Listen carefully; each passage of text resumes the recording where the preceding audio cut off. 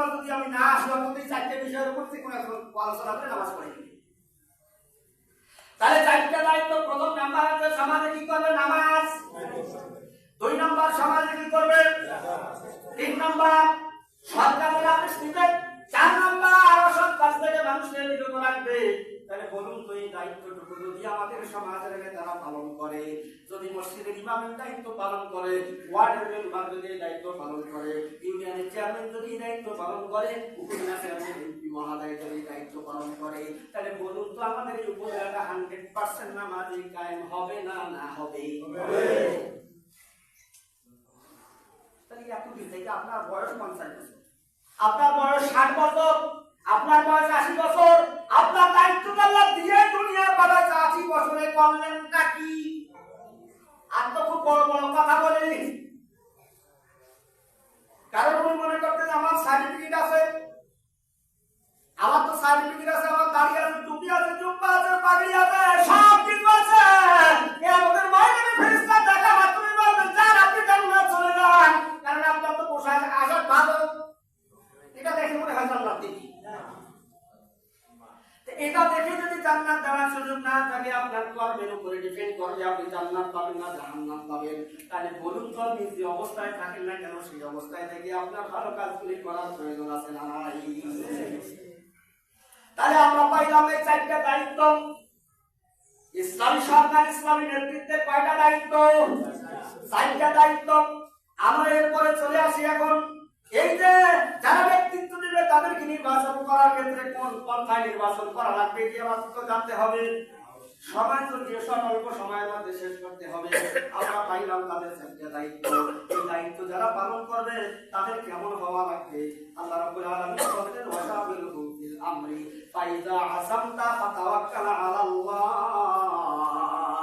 আল্লাহ রাব্বুল আলামিন বলেন এবং হে নবী তুমি তাদের সঙ্গে, মুসলিম জনগণের সঙ্গে যাবতীয় সামষ্টিক রাষ্ট্রীয় ব্যাপারে পরামর্শ করো। তাদের প্রথম নম্বর কাজ হচ্ছে ওই ব্যক্তিগুলি যাদের আল্লাহর বিধান প্রতিষ্ঠা করতে চায়, যারা ওই 4টা দায়িত্ব পালন করতে চায়, তাদের অন্যতম বৈশিষ্ট্য হচ্ছে ওই ব্যক্তিগুলো পরামর্শের ভিত্তিতে কাজ করে। কি করে?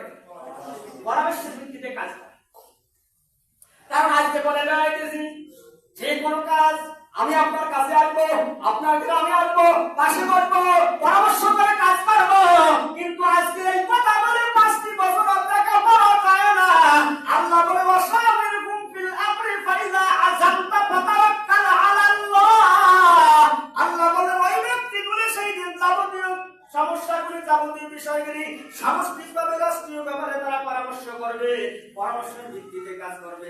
একক সিদ্ধান্ত কখনো জনগণের উপরে ওরা কখনো চাপাই দিবে না। একক সিদ্ধান্ত কখনো তারা কি করবে না, জনগণের উপরে চাপাই দিবে না।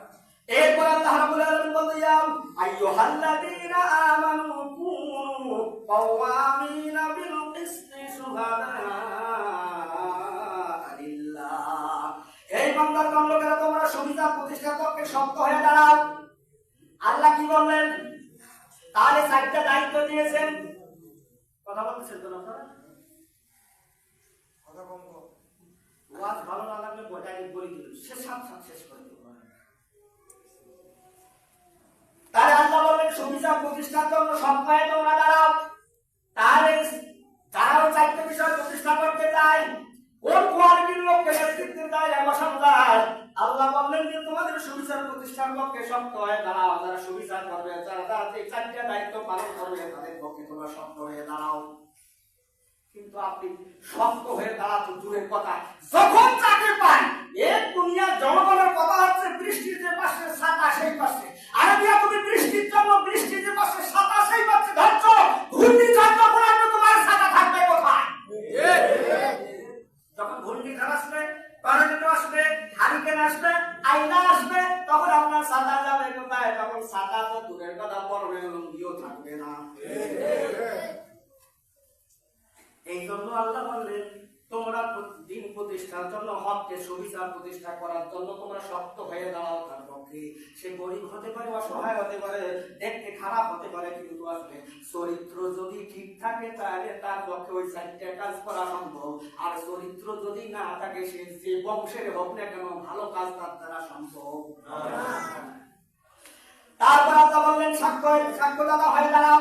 আল্লাহ বলেন তাদের পক্ষে তোমরা সাক্ষ্যদাতা হয়ে দাও। আল্লাহ বলে ওয়ালা জাআলনি আলা খাযাইনিল আরদি ইন্নী হাফিজুন আলীম। আল্লাহ বলেন ইউসুফ আল্লাহ আমাকে দেশের যাবতীয় ধন সম্পদ উপর দায়িত্বশীল বানিয়ে দাও, আমি অধিক সংরক্ষণকারী বিষয়টি সম্পর্কে অধিক অবহিত। সূরা ইউসুফের মধ্যে আল্লাহ রাব্বুল আলামিনের হাবিব সাল্লাল্লাহু আলাইহি ওয়াসাল্লাম নবী, তার একজন নবী ছিলেন, আল্লাহ নবী ইউসুফ আলাইহিস সালাম বললেন যে দেশের যাবতীয় ধন সম্পদের দায়িত্ব আপনি দেন, আমি এগুলি সঠিকভাবে সংরক্ষণ করব। কারণ প্রত্যেক নবীকে আল্লাহ দায়িত্ব দিয়েছিলেন। এমন কোন নবীর জীবনে আপনি কোন একটা খাত খুঁজে বের করে দেখাইতে পারবেন না। কারণ আল্লাহ রাসূল সাল্লাল্লাহু আলাইহি ওয়াসাল্লাম নবুয়ত প্রাপ্তির পূর্বে কাফের মুশরিকরা ছিল, তাদের সম্পদগুলি তার কাছে রেখে আমানত রেখে গিয়েছিলেন। কিন্তু আসলে মুহাম্মদ সাল্লাল্লাহু আলাইহি ওয়াসাল্লামকে তারা ভালোবাসতেন না, যদিও তিনি ইসলাম প্রচারের জন্য ভালোবাসতেন না, কিন্তু তাদের একটা বিশ্বাস ছিল মক্কার জমিনে কারো কাছে আমার সম্পদগুলি যদি নিরাপদ না হয়, একমাত্র নিরাপদ আশ্রয় হলো মুহাম্মদ সাল্লাল্লাহু আলাইহি ওয়াসাল্লাম। তারে মুসলমান সেই নবীর উম্মত আপনি দাবি করেন, সেই নবীর উম্মত আপনি দাবি করেন, সেই নবীর রিসালাতের দায়িত্ব আপনি পালন করার জন্য চেষ্টা করেন, সেই নবীর সুন্নাত প্রতিষ্ঠার জন্য আপনি চেষ্টা করেন। সেই নবীর কাছে একজন ইহুদি কাফের মুরতাদ সম্পদ রেখে তিনি আরামে ঘুমাইতে পারতেন, আর একজন মুসলমান আপনার কাছে 100 টাকা রেখে তার চোখের ঘুম হারাম হয়ে যায়, সারা রাত চিন্তা করে পরদিন সকালবেলায় বাটপার অস্বীকার করে কিনা। আপনিও তো মুসলমান, আপনিও তো বড় ইমানদার দাবি করেন, আপনিও তো মসজিদে এসে নামাজ পড়েন, আপনিও তো রাসূলের জন্য পাগল, আপনিও তো আল্লাহকে ভালোবাসেন, কিন্তু আসলে মুসলমান আপনি কোন উদ্দেশ্যে এগুলি করেন আল্লাহ ভালো জানে না না জানে? আল্লাহ সেগুলি ভালো জানেন। তাই মুসলমান এই দায়িত্বগুলি যদি আমরা দেখে শুনে বুঝে করতে না পারি, তাহলে কিয়ামতের ময়দানে কোন কঠিন আযাবের সম্মুখীন আমাদেরকে হওয়া লাগবে না না লাগবে? আল্লাহ রাব্বুল আলামিন বললেন যে সেই ব্যক্তি, অত্যাচারী ব্যক্তিগুলি তারা কখনো নেতৃত্বের উপযুক্ত নয়। যারা জনগণের উপর অত্যাচার করে তারা কখনো কি নয়? নেতৃত্বের উপযুক্ত নয়। আমার কথা নয়, আল্লাহ বলছেন ওয়াইজিতালা ইব্রাহিম রাব্বুহু বিকালিমাতিন ফাতাম্মাহুন্না ক্বালা ইন্নী জাইলুকা লিন-নাসি ইমামা ক্বালা ওয়া মিন যুররিয়াতি ক্বালা লা ইয়ানালু আহদিস সালিমিন। আল্লাহ রাব্বুল আলামিন বলেন, স্মরণ করে যখন ইব্রাহিমকে তার রব কয়েকটি ব্যাপারে পরীক্ষা করলেন, কয়েকটি ব্যাপারে যখন পরীক্ষা করেন এবং সেসব পরীক্ষায় সে পুরোপুরি উত্তীর্ণ হলেন, তখন তিনি বললেন আমি তোমাকে সকল মানুষের নেতার পদে অধিষ্ঠিত করব। আল্লাহ যখন পরীক্ষা নিয়ে নিলেন, ইব্রাহিম আলাইহিস সালাম তার ঘোষণা দিয়ে দিলেন, আমি তোমাকে মুসলিম মিল্লাতের পিতা বানিয়ে দিলাম, আর তোমাকে আমি আল্লাহ মুসলিম মিল্লাতের নেতা হিসেবে গোটা বিশ্ববাসীর জন্য গ্রহণ করে দিলাম। ইব্রাহিম আলাইহিস সালামকে আল্লাহ ঘোষণা দিয়ে দিলেন, আমি তোমাকে সকল মানুষের নেতার পদে অধিষ্ঠিত করব। ইব্রাহিম আলাইহিস সালাম বলেন, আর আমার সন্তানদের সাথেও কি এই অঙ্গীকার করা হবে? ইব্রাহিম আলাইহিস সালাম বললেন, আমার সন্তানাদি যারা আছে বলুন তো আমাদের জাতির পিতা কে? ইব্রাহিম আলাইহিস সালাম বললেন, আমার তিনি যদি জাতির পিতা হয় তাহলে আমরা তার সন্তান না? ইব্রাহিম আলাইহিস সালাম আল্লাহর কাছে বলেন, আল্লাহ আমার সন্তানাদিদের জন্য কি অঙ্গীকার? আল্লাহ রাব্বুল আলামিন বললেন, আর আমার সন্তানদের থেকে কি অঙ্গীকার? জবাব তিনি দিলেন, আমার এই অঙ্গীকার জালেমদের ব্যাপারে নয়। আল্লাহ বলেন, তোমার সন্তানদের ব্যাপারে অঙ্গীকার, কিন্তু তোমার সন্তানদের মধ্যে যারা জালিম রয়েছে তাদের ব্যাপারে কোনোদিন অঙ্গীকার আমি আল্লাহ প্রতিষ্ঠা করব না।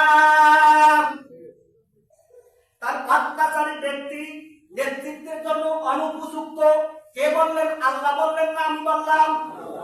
তাহলে আপনি যাকে নেতৃত্বের আসনে বসাতে চান তিনি অত্যাচারী কিনা বুঝবেন কিনা, বুঝে শুনে তারপরে তাকে বসাতে হবে।